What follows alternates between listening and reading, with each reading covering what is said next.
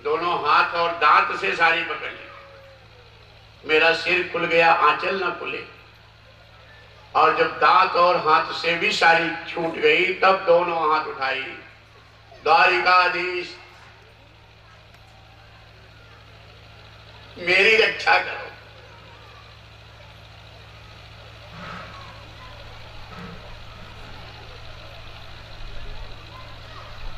भगवान कृष्ण के खड़े हुए, गरुड़ जी हाजिर हो गए। गरुड़ जी के पीठ पर भगवान कृष्ण बैठ गए, लेकिन अपनी पीतांबरी फेंक दी कि भक्त की लाज जाने न पाए। दिव्य पीतांबरी जब उड़ी तो गरुड़ जी भगवान कृष्ण के चरणों का ध्यान करके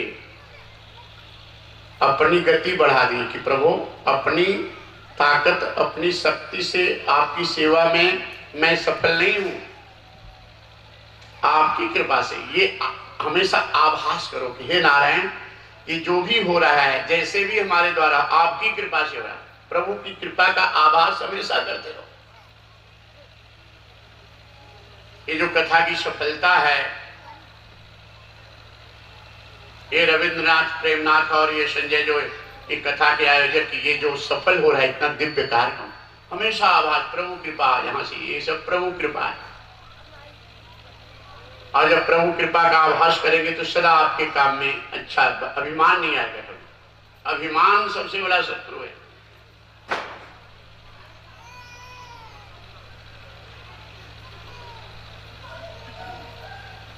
गरुड़ जी आगे उड़ने लगे तो पीतांबरी फिर भगवान के चरणों का ध्यान करके गति बढ़ा दी, आगे उड़ने लगी। कभी गरुड़ जी आगे, कभी पीतांबरी आगे।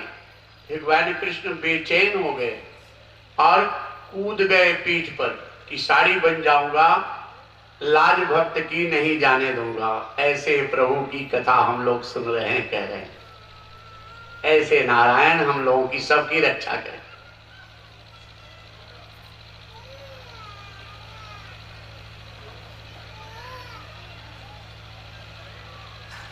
कभी गरुड़ जी आगे, कभी पीतांबरी आगे, कभी भगवान कृष्ण आगे।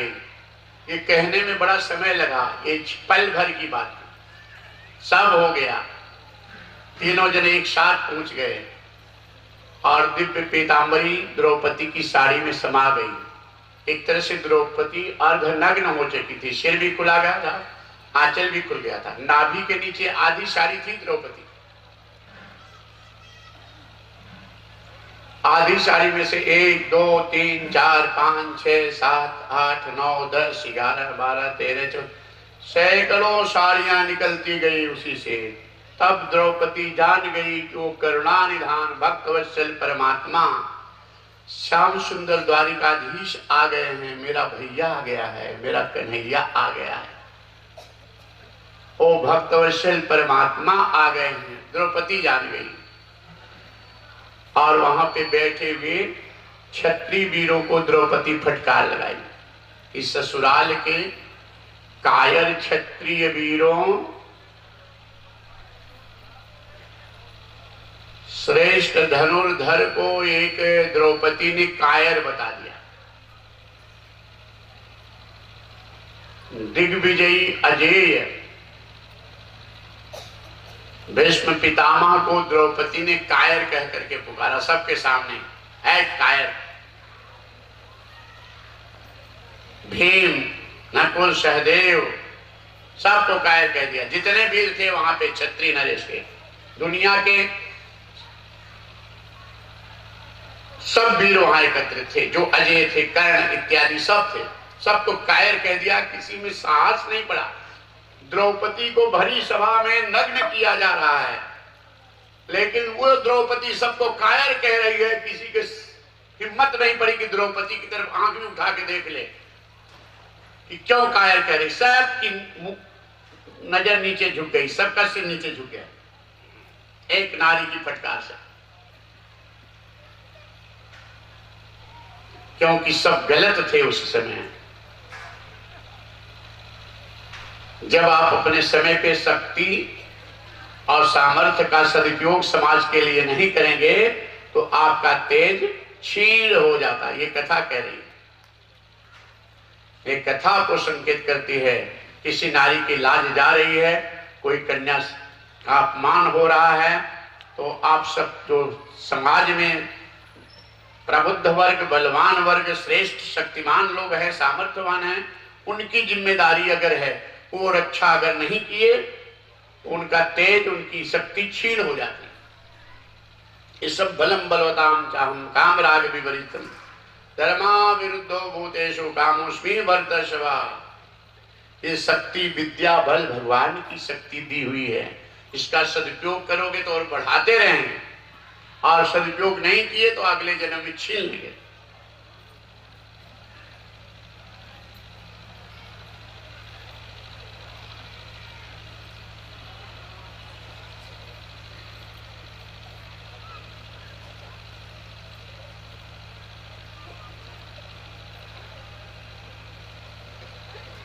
द्रौपदी भगवान कृष्ण की तरफ देखकर रो पड़ी। भगवान कृष्ण कहते हैं, मेरी बहन, तुझे खुश होना चाहिए, मैं तेरी लाज बचाने के लिए आ गया और बचा भी लिया। द्रौपदी ने कहा, प्रभु, नारी की लाज उसके सिर का पल्लू है, उसका आंचल है। मेरा सिर भी खुल गया, आंचल भी खुल गया, तब आप आए, लाज तो बचाए, आधी लाज तो मेरी चली गई। भगवान कृष्ण कहते हैं, द्रौपदी, इसमें मेरी गलती नहीं थी, तेरी गलती थी। तो उन्हें द्वारिकाधीश कह करके पुकारी थी, तो द्वारिका से आने में देर लगी। अगर तू घटगढ़ वासी परमात्मा पुकारी होती तो मैं तुरंत प्रकट हो गया होता। तो भगवान द्वारिकाधीश हैं, भगवान घटघट वासी हैं, सबके हृदय में बैठे भगवान। भगवान जगन्नाथ हैं, भगवान घटघट वासी हैं, भगवान बद्रीनाथ हैं, रामेश्वर नाथ हैं, विश्वनाथ हैं, भगवान घटघट वासी हैं। अयोध्यानाथ, गोकुलनाथ हैं, भगवान घटघट वासी हैं। अहम एवासमेवाग्रे नान्यद्यस्य सत्परम पश्चादहं यदेतस्य यो शिष्येत सोऽसि। एक जो निराकार हैं वही सगुण साकार हैं, ब्रह्म अद्वितीय एक हैं।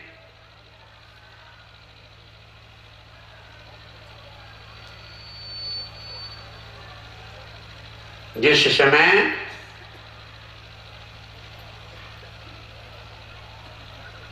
कथा छूट गई थी, जड़ भरत की भाभियां अपने अपने पतियों के कान लगने लगी। सबसे बाद में जड़ भरत को खा पी के देती थी, यही कथा थी ना, और सबसे खाए पिए तगड़े। ये भी देखकर भाभियां जला करती थी। बताए थे ना कि एक यादव जी गांव में बड़े गरीब थे, उनका बेटा सबसे तगड़ा पहलवान। गांव वाले जाकर के उनकी माँ से पूछे, पहलवान की माँ से, कि कितनी गरीबी में क्या खिलाती हो कि सबसे तगड़ा पहलवान तुम्हारा बेटा है। वो पहलवान का नाम था धमधूसर। माँ ने कहा कि कारण धमधूसर मोट। गांव वालों ने माँ से कहा, गांव वालों ने कहा कि कारण धमधूसर मोट। तो माँ ने कहा, ऋण को सोच न धन को सोच, यही कारण धमधूसर मोट। इनको किसी तरह की चिंता नहीं। यही प्रसंग उस दिन था। चिता मुर्दा को जलाती है, चिंता जिंदा को जलाती है। चिंता की जननी संसार के सुखों की चाह है। संसार के सुखों की चाह जीव को आवागमन के चक्र में ढकेलता है।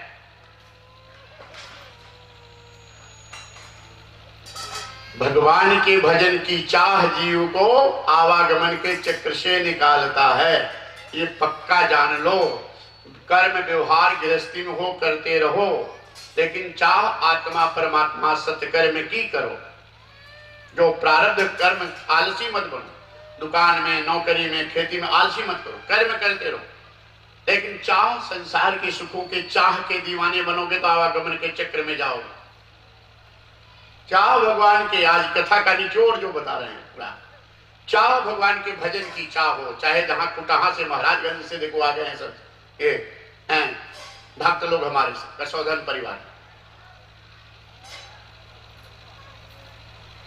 रांची से सत्य प्रकाश सिंह देखो आ गए हैं, झारखंड से सब आ गए हैं, केरला से, वाकपुर से, बहराइच वाले तो लगभग आधा तो मुझको लगते हैं ये बहराइच वाले आ गए।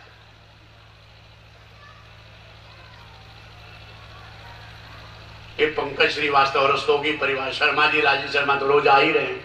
ये लव पाठक जो बड़ा सुंदर, इनका इंटर कॉलेज बेगमपुर में है, अभी एक बार पिछली बार कथा, बहुत दिव्य कथा हो गई वहां पे।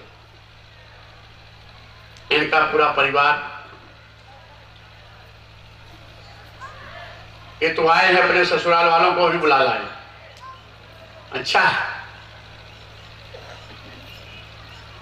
ये बिंदु पाठक जो प्रिंसिपल हैं जूनियर हाई स्कूल के, नीलम सिंह इत्यादि सब, प्रद्युम्न पांडे इत्यादि सब, तो बहुत संख्या है। उषा सिंह नहीं, उषा खन्ना,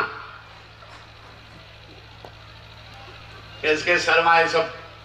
आज इनके बच्चे भी बड़े पढ़ने में, सभी दिव्य भक्ति है बेटी में बेटा दोनों में छोटे। आज ये बहुत बड़ी भाग्य की बात है कि बेटे परिवार, और जब माता पिता ऐसे जाते हैं बच्चों को लेकर तो उनके ऊपर संस्कार पड़ता है। बहुत सारे सब भक्त आए हैं। भिनगा की तो बात ही छोड़ो। आज ये राकेश और शशि भूषण सब साथ में लेके गए विभूतिनाथ, भोलेनाथ का दर्शन बंदन पूजन करते बड़ा आनंद आया। जंगल में जाकर के वहां पे गुप्त काशी, जहां पे सब भगवान शिव प्रकट हुए हैं और गंगा मैया को लेकर प्रकट हुए हैं पांडवों के लिए। सिरसिया में जो कथा होने वाली है वो वहां पे 9 नवंबर से 16 नवंबर, वहां वो लोगों के यहाँ भी रास्ते में सब स्वागत के लिए खड़े थे, गए तो बड़ा अच्छा लगा कि तो सिरसिया में बड़ा आनंद आएगा कथा में। ऐसे भिनगा में आ रहा है यहाँ।